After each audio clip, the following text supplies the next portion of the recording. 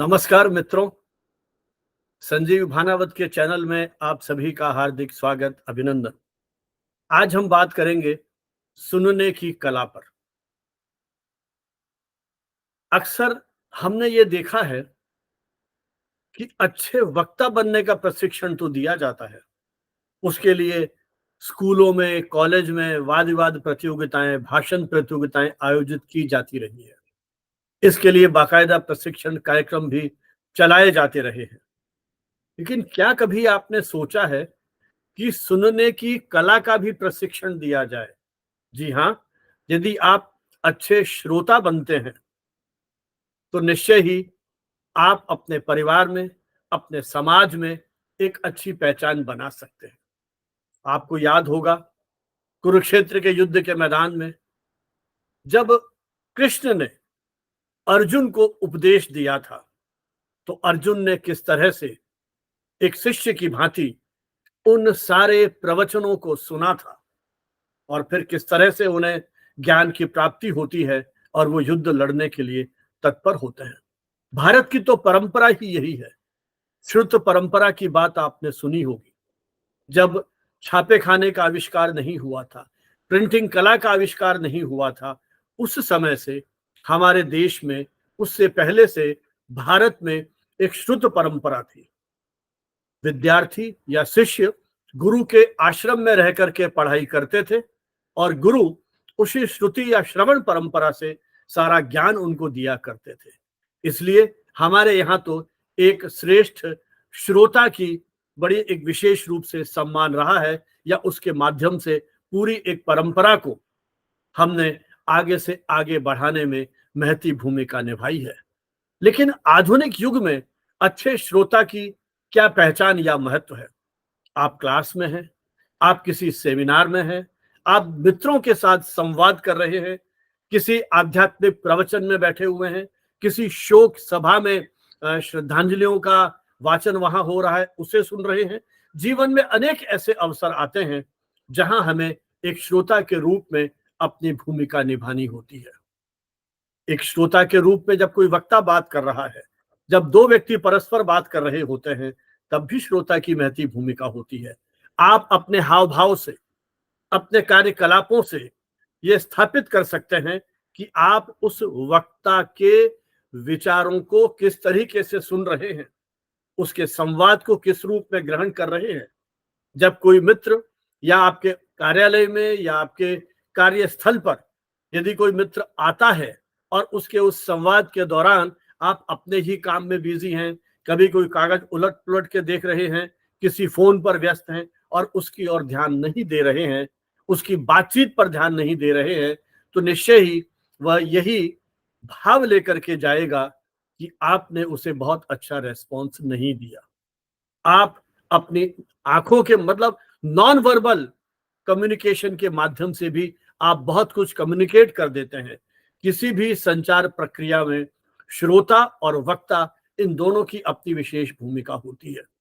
यूं तो संचार के बहुत सारे तत्वों की हम बात कर सकते हैं, लेकिन यहाँ मुख्य रूप से हमारा जो आज विचार का बिंदु है वो है कि हम किस तरह से अच्छे श्रोता बनते हैं।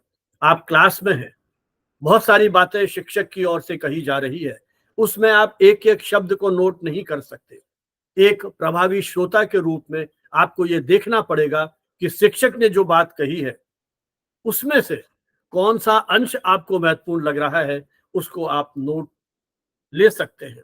आप किसी कार्यक्रम का संचालन कर रहे हैं, कोई वक्ता अपनी बात कर रहा है, तो आपको ध्यान से सुनना पड़ेगा कि उसकी बात का महत्वपूर्ण अंश कौन सा है, ताकि जब आप उसको समाप्त करते हैं तो उसको आधार बना करके अपनी बात कह सके। तो जीवन के बहुत सारे ऐसे प्रसंग हैं। कई बार आप अपनी हरकतों से ये संदेश दे सकते हैं कि उस संवाद में आपको आनंद नहीं आ रहा है। जहां आपको आनंद की अनुभूति होती है, वहां आप अच्छे श्रोता स्वाभाविक रूप से बन जाते हैं। आप कोई फिल्म देखने जा रहे हैं, किसी थिएटर में आप किसी नाटक का आनंद ले रहे हैं, यदि आपका जुड़ाव उसके साथ हो जाता है, तो निश्चय ही आप बहुत ध्यान से उन सारे संवादों को सुनने का प्रयास करते हैं, क्योंकि आप नहीं चाहते कि किसी प्रकार के उस क्लाइमैक्स में, उस नाटक का, फिल्म का, कथा में, कथावाचकों को भी आप सुनते हैं, तो किसी प्रकार का उसमें जो भ्रम है वो स्थिति नहीं हो, इसलिए आप बहुत ध्यान से उन चीजों को सुनते हैं। काश आप अपने दैनिक व्यवहार में, परिवार में जिस तरह से संवाद करते हैं, वहां भी यदि अच्छे श्रोता रहेंगे, चीजों को सही तरह से समझ के, उस पर चिंतन करके और फिर अपनी यदि आप प्रतिक्रिया देते हैं, तो बहुत सारी गलतफहमियों से, पारिवारिक विवादों से आप बच सकते हैं।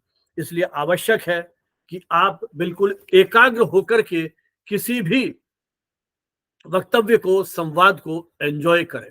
आप बातचीत में सिर हिला सकते हैं, मुस्कुरा सकते हैं, चेहरे की भाव भंगिमा से आप उस वक्ता को यह संदेश दे सकते हैं कि उसकी बात में आप पूरी रुचि ले रहे हैं। बीच बीच में कहीं कोई प्रश्न पूछ करके अपनी एक सटीक सारगर्भित टिप्पणी करके भी आप उस संवाद को एंजॉय कर सकते हैं। यदि आप गलत जगह पर गलत तरीके से बात करेंगे, प्रश्न पूछेंगे, तो निश्चय ही उपहास के पात्र बनेंगे।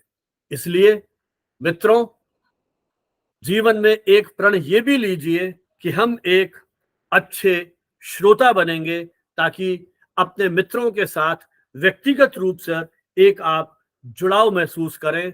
चाहे समूह में बातचीत हो रही है, किसी मित्र के साथ बातचीत हो रही है, आप किसी कार्यस्थल पर एक अधिकारी के रूप में नेतृत्व प्रदान कर रहे हैं, तो आपका ये संदेश जाना चाहिए कि आप अपने जो सहकर्मी हैं उनकी बातों को भी कितना ध्यान से सुन रहे हैं। उन्हें यह महसूस होना चाहिए कि उस सारे संदर्भ में, उस सारी चर्चा में कहीं उस छोटे से व्यक्ति का, जो सहकर्मी अभी बहुत ऊंचाइयों पर नहीं पहुंचा है, उसकी बात में भी कहीं वजन है।